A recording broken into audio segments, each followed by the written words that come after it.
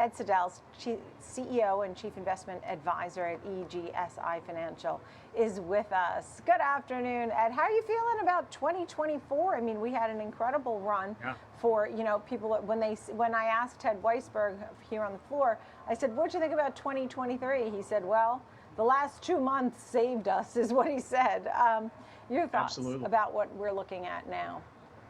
Yeah, well, thanks for having me back and Happy New Year. And I think, 2024, I'm cautiously optimistic. I think as long as rates come down, I mean, bond yields are up a little bit today.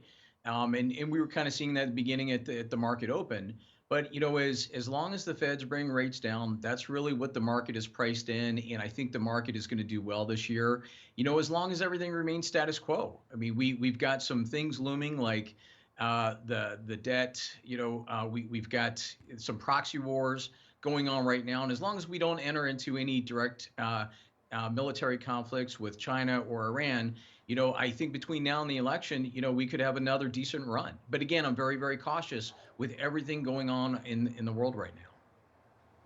And you do like fixed income, right? I mean, that's one of the areas that you think should be in a portfolio. Explain why. Yeah, as yields drop, the value of cash continues to go down, and so fixed income going out as far as 7, 10 years, or even just a little bit longer, it's producing a much higher rate of return, and so it's a better value, a better deal right now than cash and even short-term treasuries. So as part of an overall portfolio, that kind of mixed with certain commodities. And, I really like healthcare. It's been beat up a lot lately. I like healthcare going into this year, and, I like industrials. So, I think that there's some really good plays looking at some good value companies that are paying dividends, strong balance sheets. I think there's a lot of opportunities if it's done right this year and being safe at the same time. So, yeah, all the Magnificent Seven lower today. Do you think there's opportunity in some of those names? You know what? I do. I think tech is not done with the run. There may be a little bit of volatility, some profit taking early on this year, but again, AI. I mean, that is the way of the future, and I think that there's still a lot of opportunity there. I know Apple was downgraded, today, but still, I think that there's room for that this year as well. Right, understood. And small caps, you're interested in small caps. I mean, they really have had a hard time. Granted, they get these little pops, but for the most part, underperforming group, right?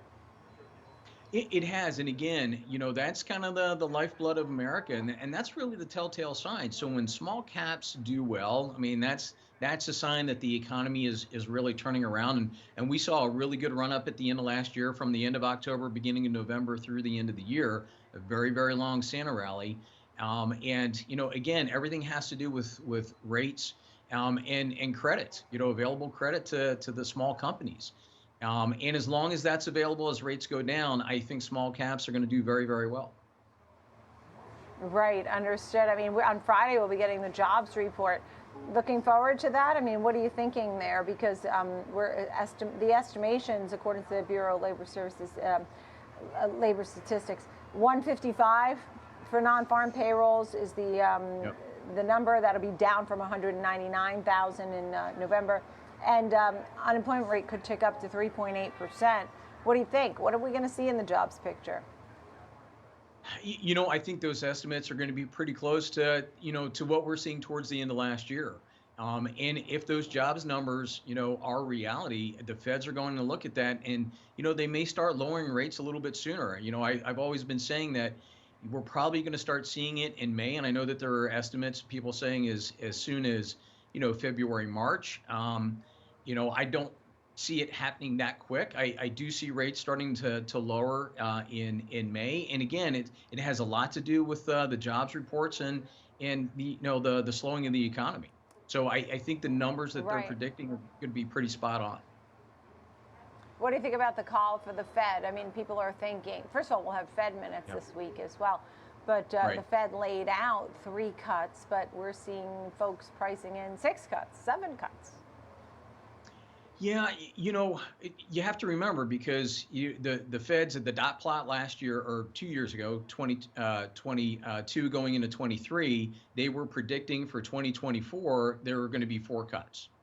And then in August, in the August meeting, they lowered that estimate to only two, 50 basis points estimated, and so now they're up to three. And so I think because they lowered the estimate and then raised it, that's why the market is adding additional cuts in.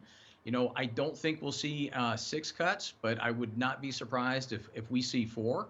And as much as one, maybe even 1.25% drop.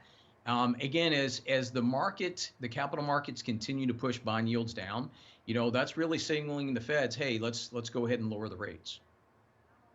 Right, understood.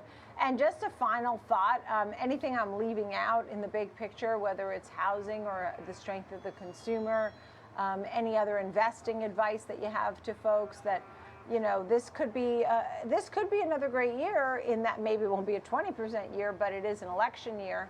That's right. Yeah, and that's, I think, between now and the election, there's a lot of money to be made as long as everything remains status quo. Now, as far as the consumer and the strength of the consumer, it continues to be a struggle, for Main Street because, prices are still really high. They really haven't started to come down, especially as it relates to housing. When we saw the 30-year mortgage hit 8.3% in October, prices kind of really, they finally started to drop a little bit. But I think the problem we're going to see for consumers and Americans is as rates go down, we could see those housing prices go back up again. So, it's a double-edged sword. Those folks that wanted to get out of their homes and buy something else, it didn't make sense to give that 2.5, 3.5% mortgage for 7.5 or 8%. But as rates go down, it may kind of spur on that kind of growth in the housing market. Yeah, I mean, we had 30-year fixed at 8.45 in October. It went down to 6.6 by December. So we'll have to see. Ed Siddell, EGSI Financial. Thank you so much. Great to see you. Thank you.